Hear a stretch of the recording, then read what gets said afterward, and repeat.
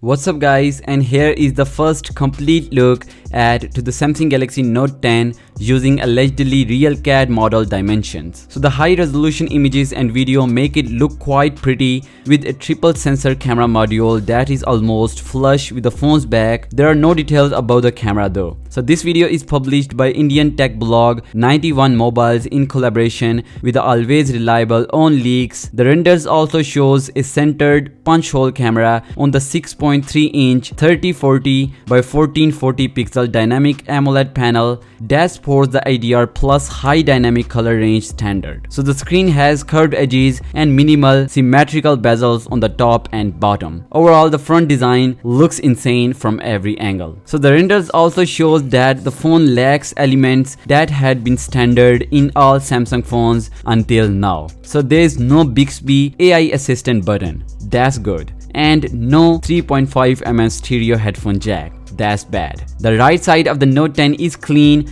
with the left side has the power and volume buttons. On the bottom there's the speaker grill and a USB-C port with possible 45 voltage fast charging support and the S Pen holder. So if we talk about the back side, there is a major change on the back side of the Samsung Galaxy Note 10. Here you can see that the camera location is totally changed. Now it's on the left side of the phone. There are 3 cameras on the left side of the Samsung Galaxy Note 10. We don't have enough information about the camera though, but I will cover this information later. Having said that, according to the previous rumors, the Samsung Galaxy Note 10 will hold up to 12 gigs of RAM and run to the Exynos 9820 outside of the US and the Snapdragon 855 in the United States. There are also reports of a larger Samsung Galaxy Note 10 Pro model with the 6.75-inch display and 4 possible camera sensors. Both phones should be unveiled in August, and the Note 10 will rapidly cost between $1,100 US to $1,200 US based on a very latest rumor, which would be $100 more than the Samsung Galaxy Note 9. But there's also a more affordable model that should be on the way. Just like the Samsung Galaxy S10e, there should be the Samsung Galaxy Note 10e model